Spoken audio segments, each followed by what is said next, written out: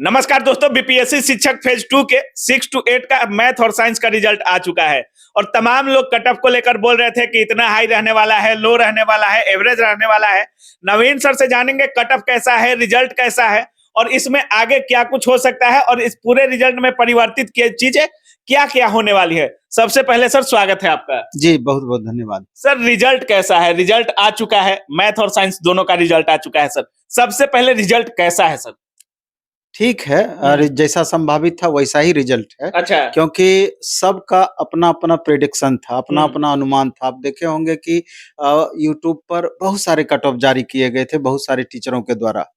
तो हमको लगता है कि सबसे टफ और हार्ड कट ऑफ मेरा ही दिया हुआ था। अच्छा। आप खुद कट ऑफ मेरा बिल्कुल, बनाए हुए हैं बिल्कुल। 6 to 8 का। शायद 80 के आसपास आपने कट ऑफ तो दिया हम था। अभी उसका डिटेल चर्चा करेंगे। अच्छा। लेकिन सबसे पहले तो उन तमाम अभ्यर्थी को जिनका इस बार रिजल्ट हुआ है, मेरे तरफ से, मेरे संस्थान की तरफ से ढेर सारी बधाई। बिल्कुल, बिल्कुल निश्चय ही इतने दिनों तक जो उन्होंने मेहनत किया और इतने कम समय में रिजल्ट प्राप्त किया। इतना कम समय में रिजल्ट प्राप्त किया, तो निश्चित रूप से वो धन्यवाद के पात्र हैं। लेकिन साथ में हम ये भी कहना चाहते हैं कि जिन छात्रों का रिजल्ट नहीं हो पाया है, तो बहुत ज़्यादा तनाव ना लेकर के अपनी कमियों को आप देखने का प्रयास करें कि कहाँ हमसे कमी रह गई है। क्योंकि जब रिजल्ट नहीं होता है तो बहुत सारे छात्र मायूस हो जाते हैं, फ्रस्ट्रेट हो जाते हैं, डिमोटिवेट हो जाते हैं, क्योंकि उनके पास एक अच्छा मौका टीआरई 3.0 है। निश्चित रूप से वैकेंसी आएगी, ये बात तय है।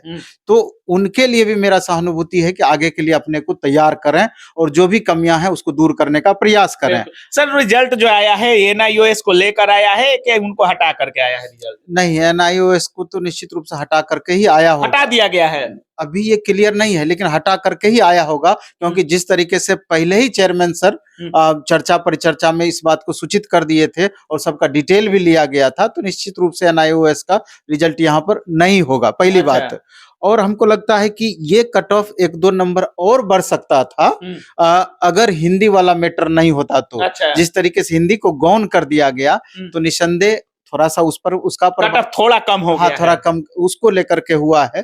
तो ये सब बातें रही है, लेकिन हम पहले कट ऑफ पे थोड़ा सा चर्चा कर देना चाहते हैं कि जैसे हमने जो कट ऑफ दिया है आपके चैनल पर भी उपलब्ध है पहले से।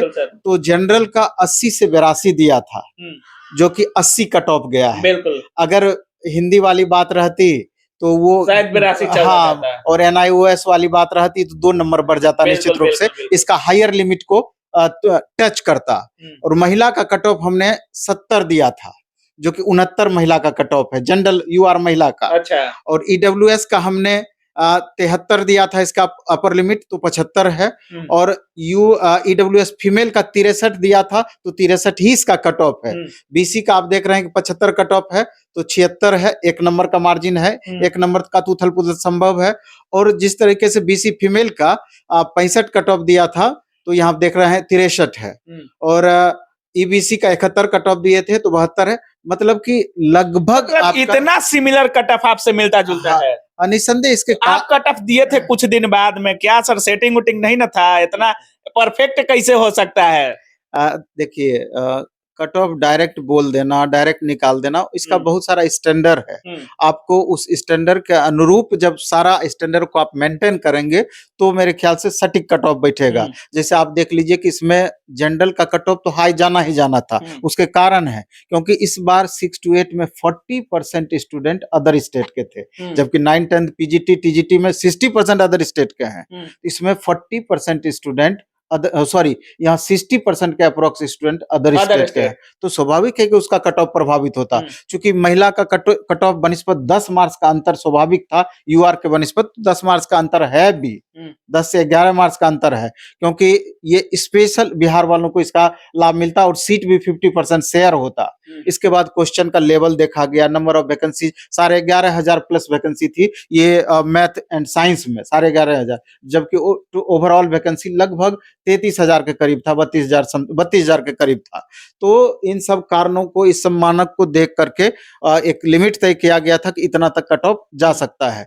तो हमारा जो अपना 20 साल 22 साल का अनुभव रहा, तो पूरी तरीके से इस कट ऑफ में हमने शेयर करने का प्रयास किया और रहा भी। हाँ, अब आगे जो टीजीटी, पीजीटी या और सब्जेक्ट का कट ऑफ है, वहां पर एससी, एसटी और ईबीसी के महिला में, फीमेल में भारी कट ऑफ में अंतर पड़ेगा। उसका कट ऑफ एकदम जिस तरीके से इसमें मिनिमम गया, तो वहां पर भी मिनिमम रहने की संभावना है, लेकिन बाकी कैटेगरी का कट ऑफ इसी तरीके से हाई रहने की संभावना है। जिनका रिजल्ट हुआ है उनको अब आगे कौन कौन सी ऐसी सावधानियां हैं जिन पर ध्यान रखने की जरूरत है?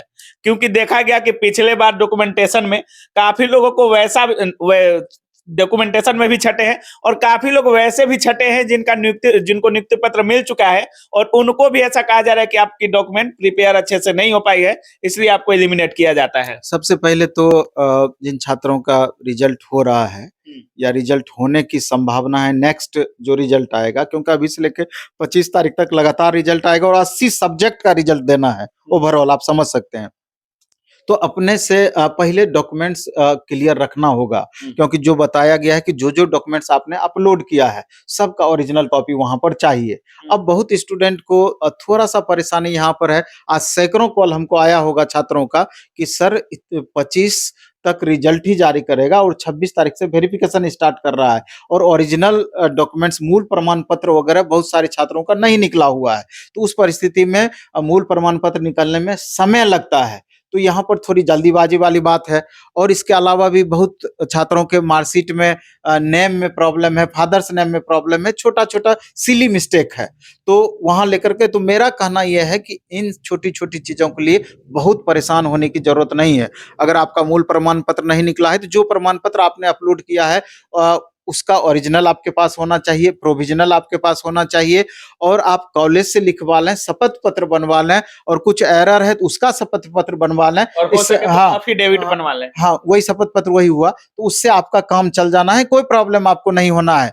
लेकिन दूसरा ये भी चीज ध्यान रखना है कि सिर्फ जो हम बोलते हैं या दूसरा कोई बोल रहे हैं उस पर ना ध्यान दे करके पहले नोटिफिकेशन, मतलब जो नोटिस जारी किया गया है डॉक्यूमेंट से रिलेटेड, उसको आप बारीकी से पढ़ें और उस हिसाब से खुद का डॉक्यूमेंट्स आप तैयार रखने का प्रयास करें, कहीं कोई प्रॉब्लम नहीं है। ऐसा ना हो कि हमारा रिजल्ट हो जाए और कुछ छोटी सी गड़बड़ी की वजह से हम ज्वाइनिंग से वंचित रह जाएं। सर, निसंदेह कहने का तात्पर्य यही है, लेकिन हम उन अभ्यर्थियों को, पिछले बार देखा गया कि सप्लीमेंट्री रिजल्ट की भी बात की जा रही थी, क्या इस बार रिजल्ट उतना है? क्या सेकंड लिस्ट भी आ सकता है? क्या सेकंड लिस्ट निश्चित रूप से आने की संभावना बनी रहेगी, क्योंकि हम इस रिजल्ट से संतुष्ट नहीं है। संतुष्ट नहीं है रिजल्ट से? क्यों संतुष्ट? ये हमको तब मैक्सिमम होता जब पहले 11-12 का रिजल्ट जारी किया जाता, उसका पहले वेरिफिकेशन होता और जिसका 11-12 में रिजल्ट होता वहीं पर उसको लॉक कर दिया जाता, उसका नीचे नहीं